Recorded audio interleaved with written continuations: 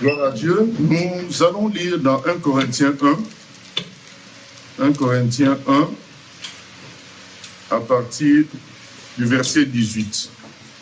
1 Corinthiens 1, à partir du verset 18. Il est écrit ceci.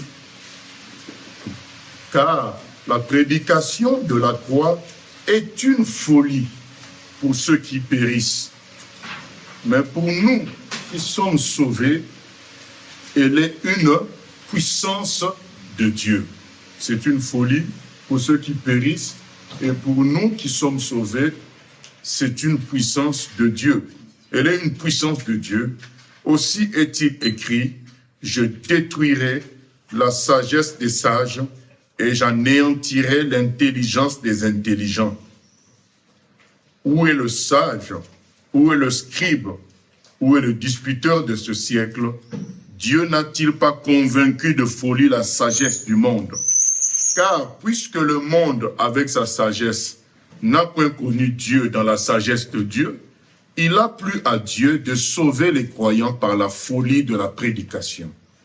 Les Juifs demandent des miracles et les Grecs cherchent la sagesse. Nous prêchons Christ crucifié, scandale pour les Juifs et folie pour les païens. Mais puissance de Dieu et sagesse de Dieu pour ceux qui sont appelés tant juifs que grecs. Voilà ce que dit le frère Paul. Et car il dit ensuite au verset 25, il le rajoute plutôt au verset 25, car la folie de Dieu est plus sage que les hommes et la faiblesse de Dieu est plus forte que les hommes. Voilà.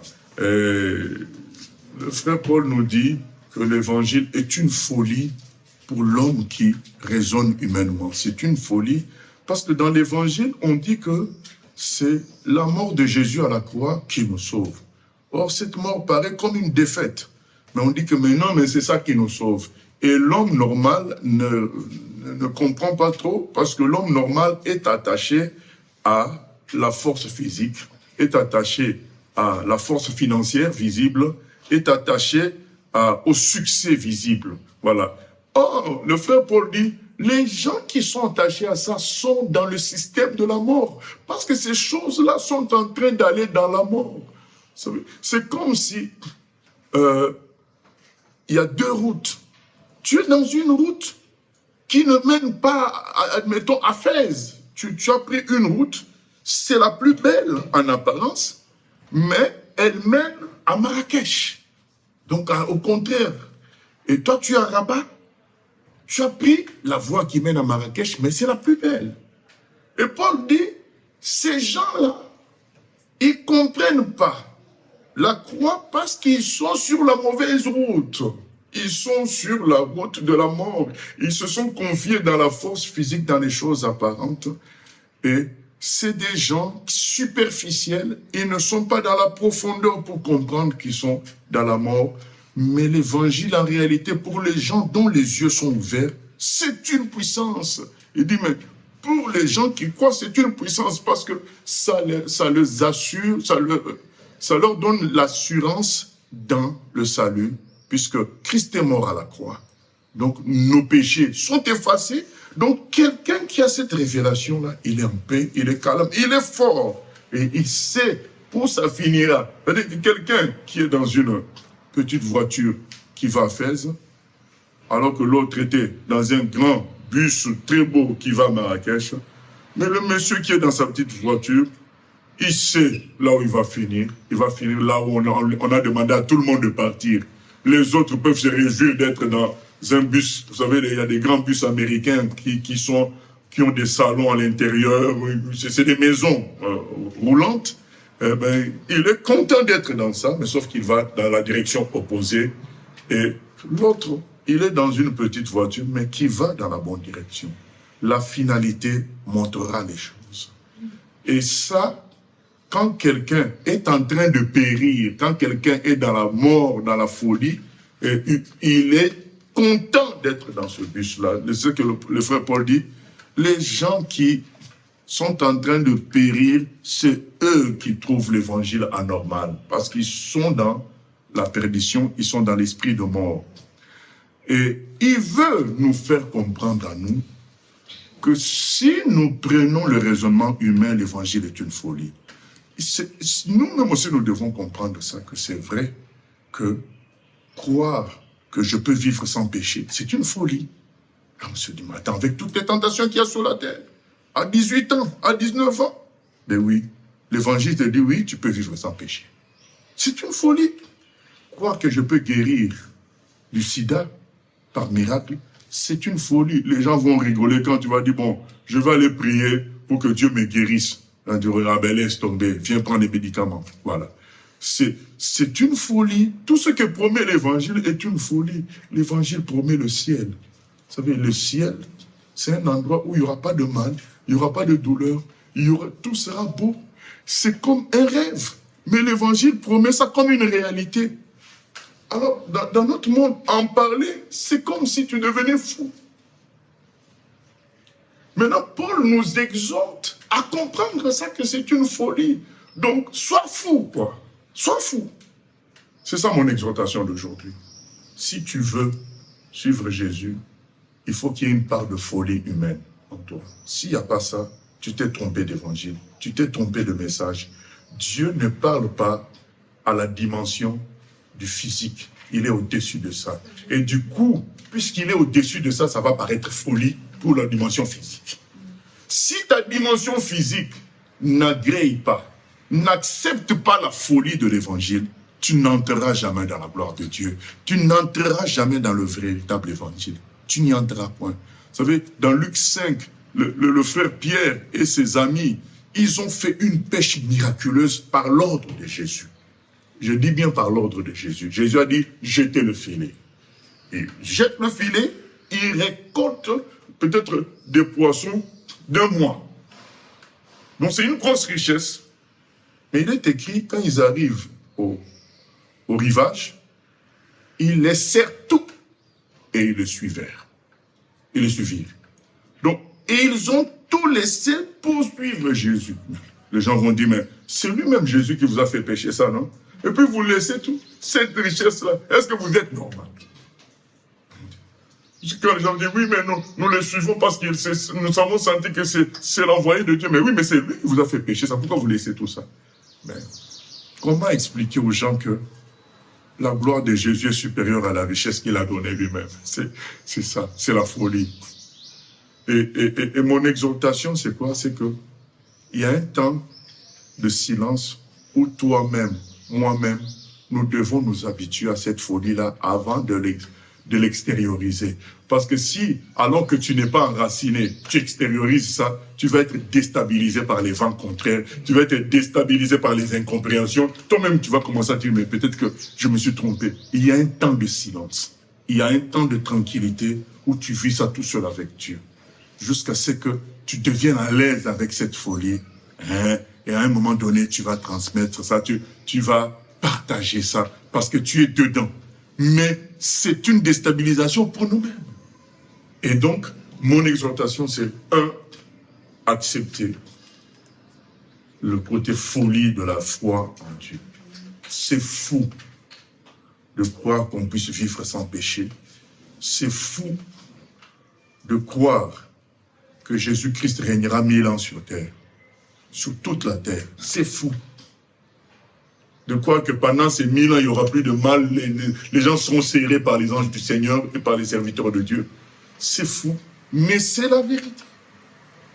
C'est fou de croire que Jésus est ressuscité le 3e jour de lui-même.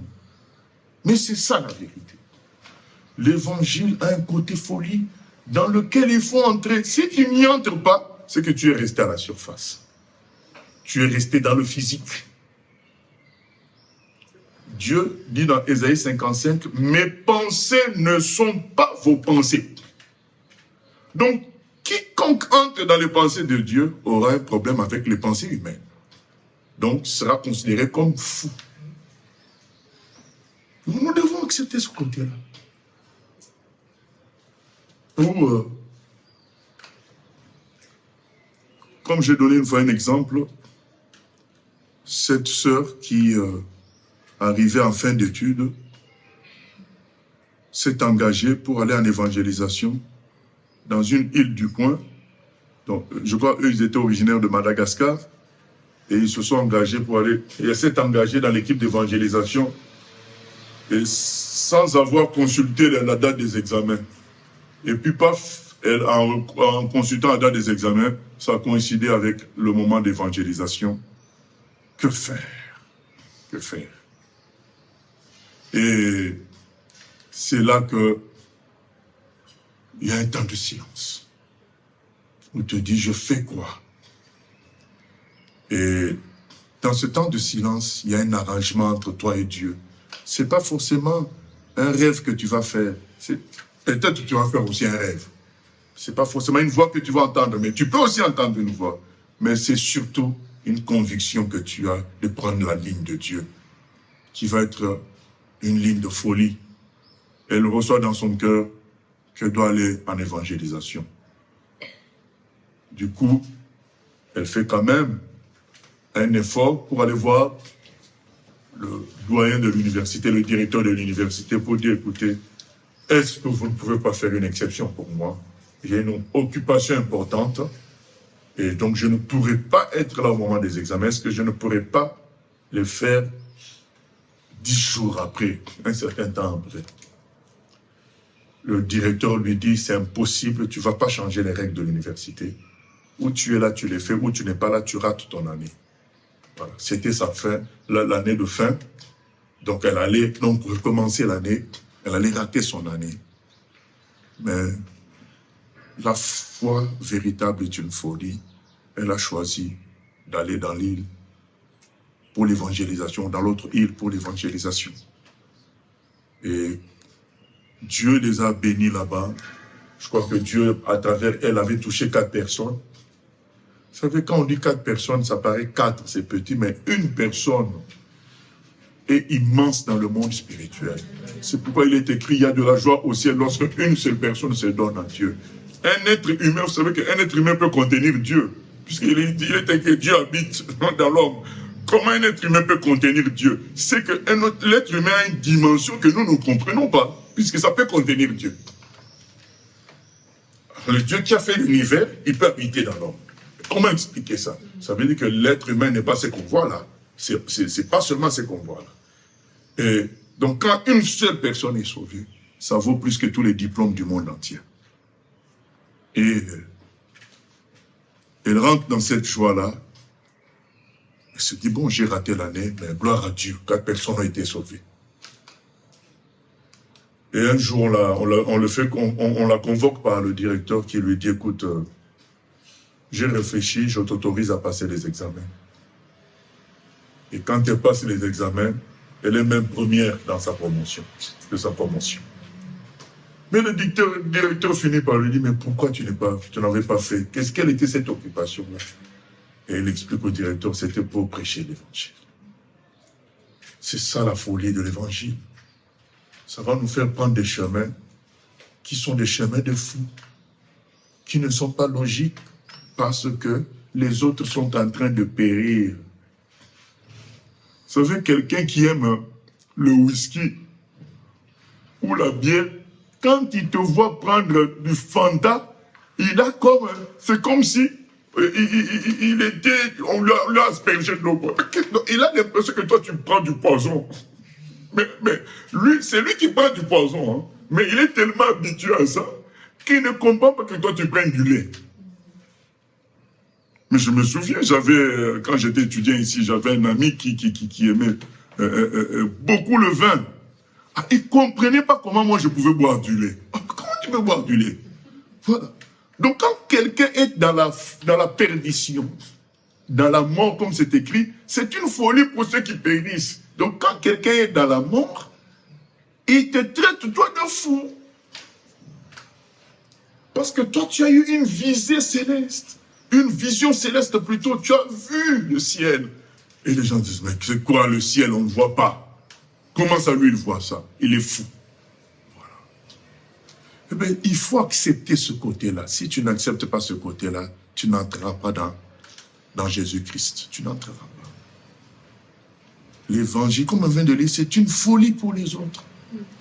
Pour ceux qui périssent. Le véritable évangile de la simplicité où on fait confiance à Jésus, c'est même un problème pour les religieux. Les religieux veulent un système, un temple, une façon de faire, enlever les chaussures. C'est ce que l'apôtre Paul dit, les Juifs cherchent les miracles et les Grecs cherchent la sagesse, les explications. Donc, quand toi tu crois maintenant simplement, comme un enfant, le monsieur qui aime les explications intellectuelles, il trouve que tu es bête. C'est une folie. Quand toi, dans ton désert, tu es heureux, Dieu est avec toi, celui qui aime les démonstrations, les agitations, il dit, mais il n'y a rien. Mais oui, mais il n'y a rien pour toi. Pour lui, parce qu'il se perd. Il est dans l'erreur. Il ne sait pas que Dieu est invisible. Il pense que Dieu est visible. Il est dans la mort. Nous devons accepter ce côté-là de fou. Si quelqu'un n'est pas entré dans cette logique-là, il n'est pas encore converti. La conversion nous ouvre le ciel, et le ciel est une folie pour les gens de la terre. Et quand quelqu'un vit le ciel, il laisse tomber la terre, et les gens ne comprennent pas. C'est ça la folie de l'évangile. Il faut que tu deviennes fou pour toi-même. Et vivre ça pendant un temps, seul à seul avec Dieu, jusqu'à ce que c'est fini, tu es dedans, ça peut exploser maintenant. Voilà. Et les vrais gens de Dieu ont une certaine intimité avec Dieu. Ils vivent des choses seul à seul avec Dieu parce qu'ils, s'ils disent tout de suite, ils seront incompris. Donc autant, alors qu'eux-mêmes aussi ils sont incompris, puisque comme nous avions dit, les pensées de Dieu ne sont pas des pensées. Même le meilleur serviteur de Dieu, il viendra un jour, Dieu va lui donner une pensée qui va le choquer lui-même toujours. Même le plus proche.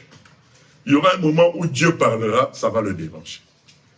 Et donc, il faut pendant un temps où tu t'habitues un peu à ce que tu viens d'entendre de Dieu. Et quand c'est devenu clair pour toi, eh bien, Dieu va l'exposer ça à travers toi pour d'autres personnes. Et ça passera. Et tu seras étonné de voir, mais tiens, c'est passé. Je ne croyais pas que ça passerait avec un tel. C'est passé. Parce que ça a eu le temps de faire de l'incubation chez toi. Ça a eu le temps de travailler chez toi. Maintenant que c'est... Au fait, tu es devenu... Quand quelqu'un te regarde, c'est vrai, il te traite de fou, mais il te trouve un fou agréable. Et du coup, il accepte de recevoir cette transmission-là. Parce que dans ta folie, tu es agréable. Parce que toi-même, tu as accepté la folie de Dieu. C'est ça mon exhortation. Je sais que l'évangile n'est pas simple pour la chair humaine. Alors, ça demande un temps d'apprentissage personnel avec Dieu pour accepter ces vérités.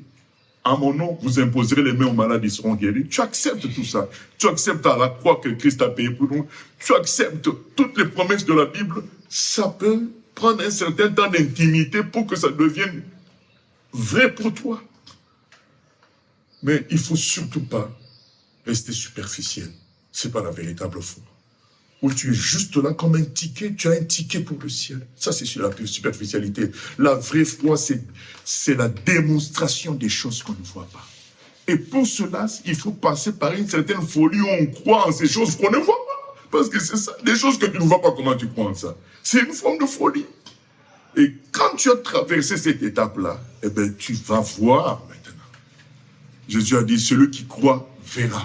Tu verras ma. Si tu crois, tu verras ma gloire. Nous allons prendre un exemple concret.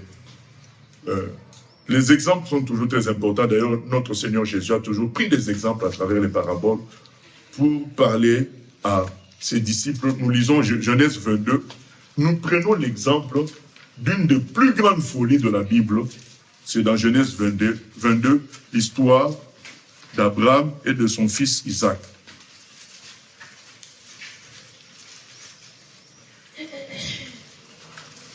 Après ces choses, Dieu mit Abraham à l'épreuve et lui dit, Abraham, et il répondit, me voici. Dieu dit, prends ton fils, ton unique, celui que tu aimes, Isaac, va-t'en au pays de Morija, et là, offre-le en holocauste sur l'une des montagnes que je te dirai. Abraham se leva de bon matin, sella son âne, et prit avec lui 2 serviteurs et son fils Isaac. Il fendit du bois pour l'Holocauste et partit pour aller au lieu que Dieu lui avait dit. Le 3e jour, Abraham, levant les yeux, vit le lieu de loin. Et Abraham dit à ses serviteurs, « Restez ici avec l'âne. Moi et le jeune homme, nous irons jusque-là pour adorer et nous reviendrons auprès de vous. » Est-ce qu'il en a parlé à ses serviteurs? Non. Parce que comment tu peux dire à tes serviteurs que je vais aller tuer mon fils? Oh Dieu. Ils vont te traiter de quoi? De fou. Je pense que même physiquement, ils étaient plus forts qu'Abraham. Ils pouvaient l'immobiliser. Hein? Voilà. Pour aller accuser vite chez sa femme. Mais ton mari, on ne comprend pas. Est-ce qu'il a dit à la femme? Non, nous connaissons la maman. Ça va être un problème. Elle peut mettre sa vie en jeu pour que son fils ne soit pas tué. Voilà. Donc, il a dit à personne, ni à sa femme, ni à ses serviteurs. Comment tu peux dire que tu vas aller tuer ton fils? Mais il savait que c'était l'ordre de Dieu. La foi est une folie. Je vous ai dit que le jour où moi j'ai été touché, les lumières étaient éteintes. Quand j'ai vu ce monsieur-là donner sa vie pour le lépreux, mais tu vas raconter quoi aux gens? Les gens te connaissent comme un vrai fou. Maintenant, toi, tu vas leur dire, tu as été touché par le film, et dire, oh, mais attends, toi, être touché par ce film-là, tu n'as rien à dire, tu vis ça seulement avec toi, Dieu. C'est ça que je suis en train de vous partager. Dieu nous donne des choses, des visions qui nous dépassent. Dans un premier temps, vis ça avec lui, parce que les autres ne pourront peut-être pas supporter ça. Et très tôt, alors que toi-même, tu n'es pas non plus à l'aise à 100% avec ça, ça peut te déstabiliser. Vis d'abord ça, toi-même. Vis ça, enracine-toi dans cela. Ne sois pas pressé de faire, de faire du bruit. Vis ça fortement. C'est une question personnelle. Les vrais chrétiens ont une vie personnelle avec Dieu. Mais dans l'Apocalypse, on dit que Dieu nous donnera un nom nouveau que seule la personne à qui on donne le nom le connaît. C'est le symbole d'une vie personnelle. On a une vie publique, on a une vie avec les autres, mais on a une vie aussi personnelle avec Dieu, où tu sais que bon. Même quand tu vas dire au pasteur, ils vont te dire, ah non, frère, ne prends pas, tu risques, tu as quand même 4 enfants. Voilà. Donc, même à lui, eh bien, il ne faut pas dire, puisque tu sais qu'il va avoir pitié. Et Dieu va d'abord travailler avec toi. Et quand il t'a rempli, maintenant tu pourras déverser sur les autres. Et ils pourront même te soutenir et dire, on est avec toi. Même si, mais si tu avais dit avant, toi-même tu n'étais pas assis. Eux aussi, pour eux, ce que tu vas dire, c'est de la folie, ça va créer des problèmes. Donc, l'épisode d'Abraham nous apprend qu'il y a un temps de silence où tu as reçu la vision, tu sais où tu vas, tu sais que ça va mal finir pour toi, mais tu ne dis pas encore, parce que toi-même, tu dois d'abord être à l'aise avec ça, tu dois te fortifier dans cela, et tu ne dois pas t'inquiéter des autres. Voilà la chose, parce que beaucoup s'inquiètent des autres, ils sont là en train de penser aux autres. Mais tu n'entreras jamais dans la vision de Dieu. Vis d'abord avec le Seigneur la vision. Les autres, Dieu s'en occupe. Voilà, Dieu dit à Abraham, Abraham dit à ses serviteurs, écoutez, laissez-nous, on va aller faire le sacrifice de l'autre côté. Et vous voyez la preuve, c'est que les deux aussi ne demandent pas. Mais où est le sacrifice? Où est l'animal? Ils ne demandent pas non plus. Ils voient seulement le fagot de bois. Donc Dieu s'occupe des autres, c'est ce que je veux dire par là. Nous continuons.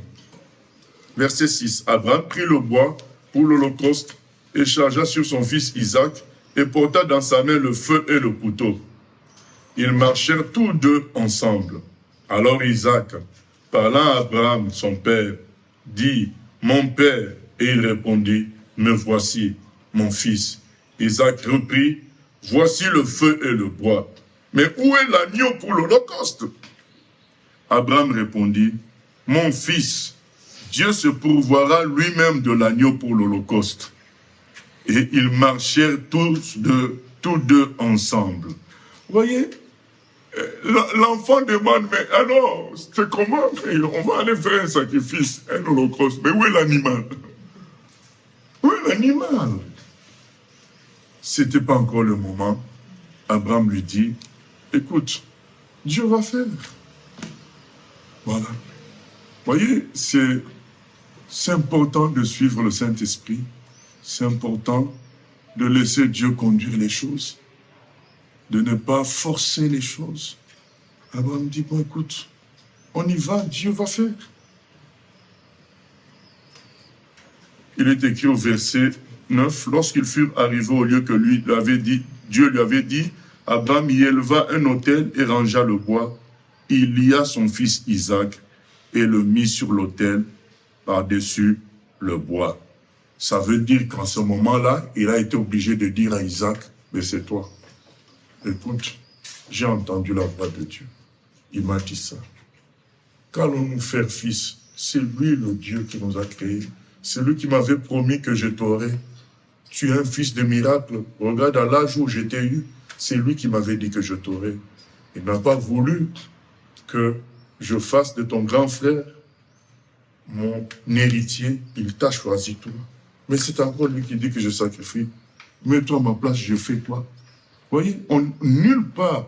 Parce que souvent, quand on parle de cette histoire, on ne parle que d'Abraham. Mais il faudrait qu'on parle aussi d'Isaac. Nulle part, Isaac résiste. Parce qu'il a saisi la vision. C'est pour nous dire, ne nous inquiétons pas de quand, au moment où nous dirons aux autres, ça se passera comment.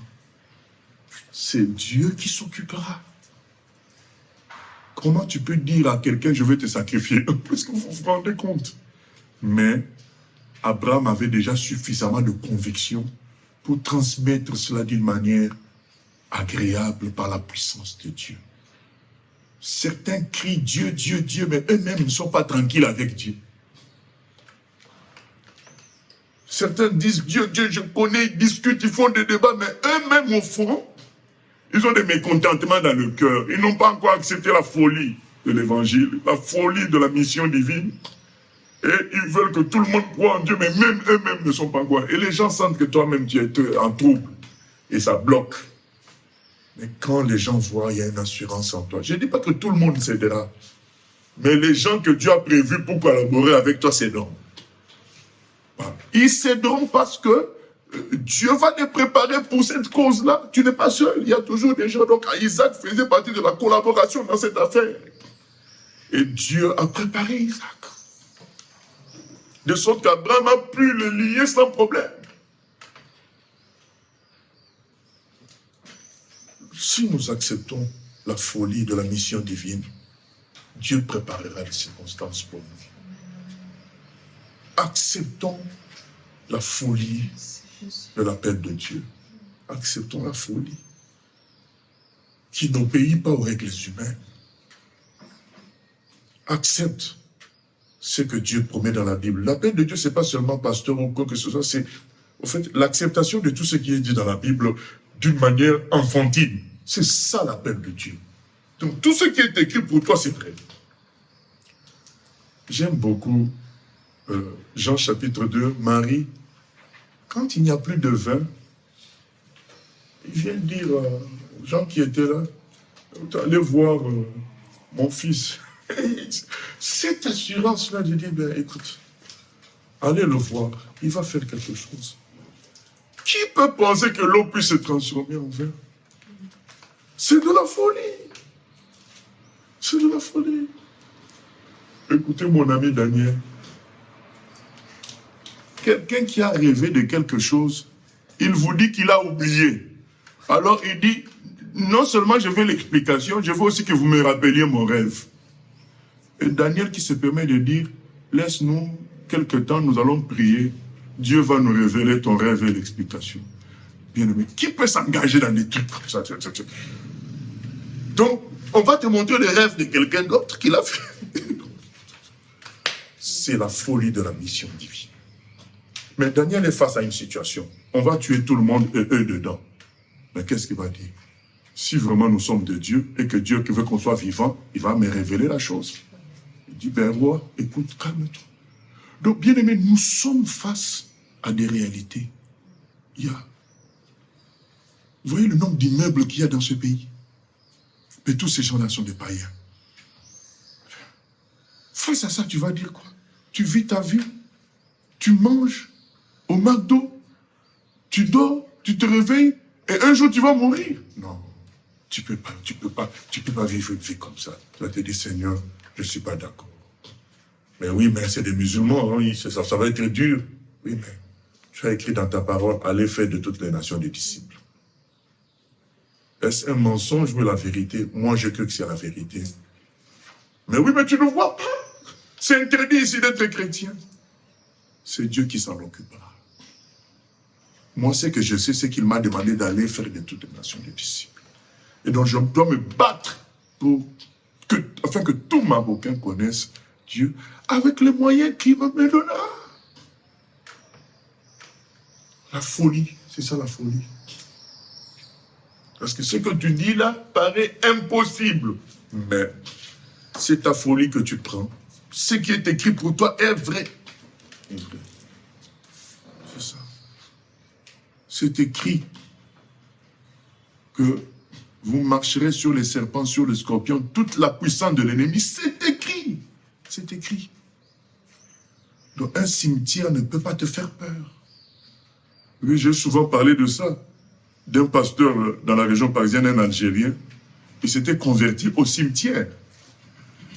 Il était en Algérie et il commençait à avoir des doutes sur l'islam et puis il cherchait un peu la vérité vraiment. Et il rencontre un Algérien chrétien, mais comme c'est interdit là-bas, et c'était à l'époque de la guerre civile en Algérie où l'islamisme était fort.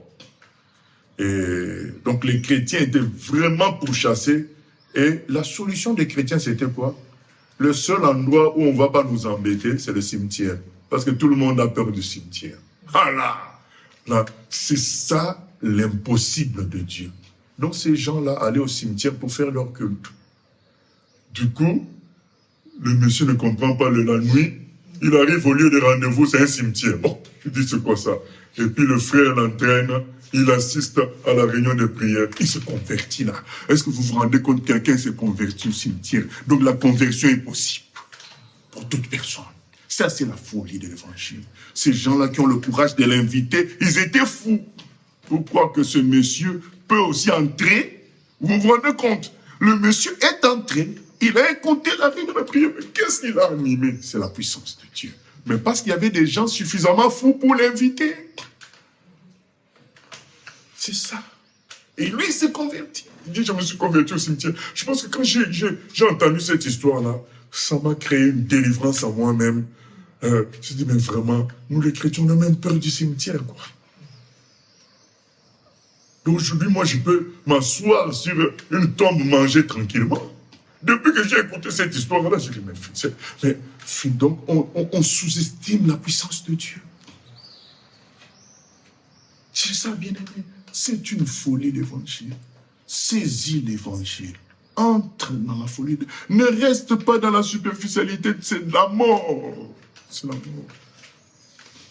Ça finira toujours mal. Entre les mains du diable. Et Abraham lit Isaac. Et quand il veut tuer, c'est écrit. Puis Abraham étendit la main et prit le couteau pour égorger son fils. Alors l'ange de l'Éternel l'appela des cieux et dit, Abraham, Abraham. Et il répondit, me voici. L'ange dit, n'avance pas ta main sur l'enfant et ne lui fais rien, car je sais maintenant que tu crains Dieu et que tu ne m'as pas refusé ton fils, ton unique. Abraham leva les yeux et vit derrière lui un bélier retenu dans un buisson par les cornes, et Abraham alla prendre le bélier et l'offrit en holocauste à la place de son fils. Abraham donna à ce lieu le nom de l'Éternel Jireh. C'est pourquoi l'on dit aujourd'hui à la montagne de l'Éternel, il sera pour vous. Voilà. Voilà ce qui s'est passé. Finalement, Dieu a pourvu lui-même au sacrifice. Quand il y a quelqu'un qui est suffisamment fou pour obéir à Dieu, ben Dieu fait des choses glorieuse. Il sort un animal du vide. Il sort un animal du vide. Ce qui nous manque à notre époque, c'est la folie de la foi. Il manque ça. Tout le monde est dans la sécurité. Un compte bancaire sécurisé, un emploi sécurisé, un parcours académique sécurisé, un parcours de vie sécurisé. Il n'y a plus la folie des gens comme les Jackie Pullinger qui, à 23 ans, quitte Londres pour aller. Il a entendu la voix de Dieu qui lui a dit « Va ». Un pasteur lui a dit, mais Abraham aussi, on lui avait dit, va, vous voyez, l'un des plus grands fous, c'est Abraham, quoi. Quitte ta famille, va, il quitte l'aisance, il quitte la sécurité, il suit la voie. Il suit. Les gens disent, mais tu vas où? Mais on m'a dit d'aller. Mais attends, c'est qui te dit d'aller sans te dire où? Toi, tu sais que c'est Dieu. C'est ça, la folie de l'évangile, de la foi. Et tu suis. Et aujourd'hui, on appelle Abraham le père de la foi. Dieu a placé son nom à un haut niveau. L'évangile est une folie. Ça demande des violents pour entrer dans ça, des fous, pour dire, ben, tout ce qui est écrit est vrai. C'est cela. Et Dieu s'occupera du reste. Et parfois même, nous, on ne va rien dire, les gens sauront. Je me souviens de Fatima, une Malaisienne, mais qui habitait Singapour avec sa famille. Et quand le Seigneur l'a visitée, elle a eu un temps, je sais ce que je dis, il y a un temps où tu vis ça seul avec Dieu. Elle a vécu ça seule avec Dieu. Un temps. Ne sachant pas comment dire à sa mère, parce elle sait comment elle allait se fâcher. Mais elle vivait ça avec Dieu. Mais un matin, sa maman vient la voir pour dire, je sais que tu es devenue une chrétienne. Comment elle a su? Comment elle a su? Elle a sorti le couteau, elle a voulu la tuer. Voilà. Mais le Saint-Esprit l'a défendu, Jésus l'a défendu. Mais comment elle a su? C'est que c'était le temps de Dieu. Dieu s'en est occupé. Notre frère Rachid, si vous cherchez sur Internet, vous verrez le frère Rachid, il vient nous faire même un témoignage avec un journaliste en France, un journaliste chrétien. C'est un Marocain qui s'est converti à 16 ans ici au Maroc. À 16 ans. En suivant une radio chrétienne arabe. Pendant 4 ans, il a résisté jusqu'à ce qu'il lâche. Et quand il lâche, il se convertit. Et il n'a rien dit. Mais un jour, réunion familiale, la maman dit, Rachid, tous tes frères disent que tu es devenu chrétien. Dis-leur que c'est faux. Ils mentent sur toi. Mais comment ils ont su? Le Saint-Esprit leur a dit. C'était le moment. Mais Rachid était suffisamment déjà armé. On l'a chassé de la maison. Vous voyez un garçon de 16-17 ans qui fait 2 ans comme SDF dans la rue. 2 ans. Mais il disait, tout ce que je savais, c'est que Jésus était avec moi. Je n'étais pas d'accord de vivre. Je disais même à Dieu, Dieu, comment tu peux faire vivre ça à un enfant? Mais je savais qu'il était avec moi. L'évangile est une folie.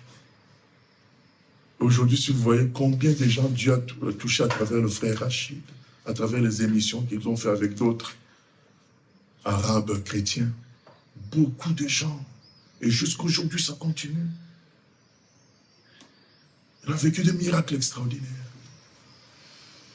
Même dans ces 2 ans-là, il a vécu des miracles extraordinaires.